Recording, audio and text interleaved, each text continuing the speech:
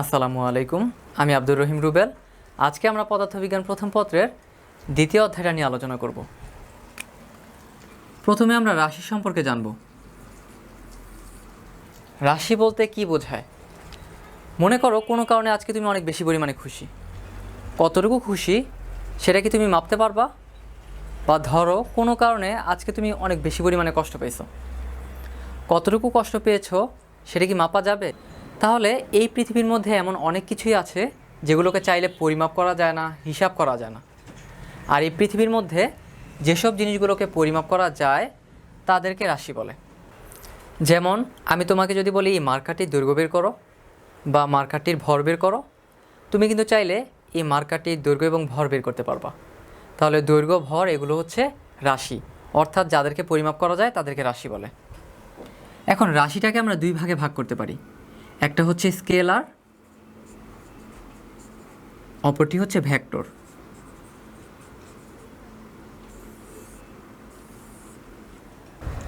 যেসব রাশিকে প্রকাশ করার জন্য শুধুমাত্র মানের প্রয়োজন হয়, দিকের প্রয়োজন হয় না, তাদেরকে স্কেলার রাশি বলে। যেসব রাশিগুলোকে প্রকাশ করার জন্য মানের প্রয়োজন হয় ও দিকের প্রয়োজন হয় তাদেরকে ভেক্টর রাশি বলে। স্কেলার রাশির আরেকটি নাম হচ্ছে অদিক রাশি। ভেক্টর রাশির আরেকটি নাম হচ্ছে দিক রাশি।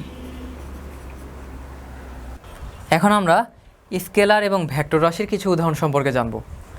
স্কেলার রাশির উদাহরণগুলো হচ্ছে দৈর্ঘ্য, ভর, দ্রুতি, কাজ, শক্তি, সময়, তাপমাত্রা। এখানে ভেক্টর রাশির কিছু উদাহরণ দেওয়া আছে। ভেক্টর রাশির উদাহরণগুলো সহজে মনে রাখার জন্য এখানে একটা ছন্দ লেখা আছে। ভবে সব প্রিয়তম ভাসে টুনির তিতা প্রেমে।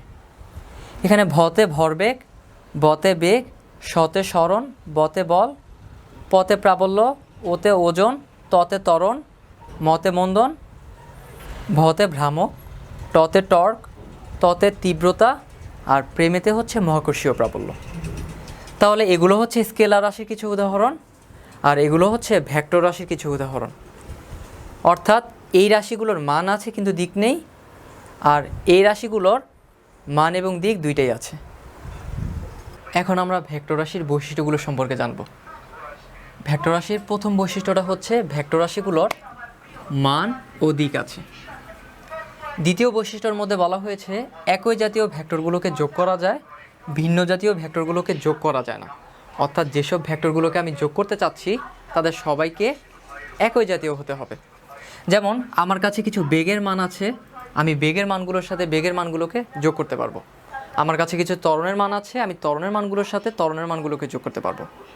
অর্থাৎ যেসব ভেক্টরগুলোকে আমি যোগ করতে চাচ্ছি তাদের সবাইকে একই জাতীয় হতে হবে। 3 নম্বর বৈশিষ্ট্যের মধ্যে বলা হয়েছে দুটি ভেক্টরের ভেক্টর গুণফল একটি ভেক্টর রাশি। যেমন আমার কাছে দুটি ভেক্টর আছে, একটা হচ্ছে এ ভেক্টর আর একটা হচ্ছে বি ভেক্টর। এই দুইটা ভেক্টরকে যদি আমি ভেক্টর গুণ করি, ভেক্টর গুণ মানে হচ্ছে এদের মাঝখানে যদি আমি ক্রস গুণ করি, তাহলে নতুন যে রাশিটা পাওয়া যাবে সেটা হচ্ছে একটা ভেক্টর রাশি। অর্থাৎ দুটি ভেক্টরের ভেক্টর গুণফল একটি ভেক্টর রাশি। দুটি ভেক্টরের ভেক্টর গুণফল একটা ভেক্টর রাশি। 4 নম্বর বৈশিষ্ট্যের মধ্যে বলা হয়েছে সংযোজন ও বন্টন সূত্র মেনে চলে। 5 নম্বর বৈশিষ্ট্যের মধ্যে বলা হয়েছে উপাংশে বিভক্ত করা যায়। অর্থাৎ আমার কাছে একটা ভেক্টর আছে, এই ভেক্টরটাকে ভেঙে আমি একটা অনুভূমিক উপাংশ আর একটা উলম্ব উপাংশ তৈরি করেছি। একটা ভেক্টরকে ভেঙে আমি নতুন যে দুটি অংশ তৈরি করেছি এই অংশগুলোই হচ্ছে এই ভেক্টরটার উপাংশ। এখন আমরা শিখব ভেক্টর রাশিগুলোকে কিভাবে প্রকাশ করা হয়ে থাকে। ভেক্টর রাশির মাথার মধ্যে অনেক সময় তীর চিহ্ন ব্যবহার করা হতে পারে, অথবা তার নিচে একটা দাগ দেওয়া হতে পারে, অথবা তার মাথার উপর একটা দাগ দেওয়া হতে পারে, অথবা ওইটাকে বোল্ড অক্ষরে লেখা হতে পারে। এগুলো দেখলে আমরা বুঝতে পারবো যে এটা হচ্ছে একটা ভেক্টর রাশি। ভেক্টর রাশির মানগুলোকে বোঝানোর জন্য আমরা ভেক্টর রাশিটির দুই পাশে দুটি দাগ ব্যবহার করতে পারি এভাবে, অথবা যদি বোল্ড অক্ষরে লেখা থাকে তাহলে সেটাকে নর্মাল অক্ষরে লেখার মাধ্যমেও আমরা বুঝতে পারি এগুলো হচ্ছে ভেক্টর রাশির মান।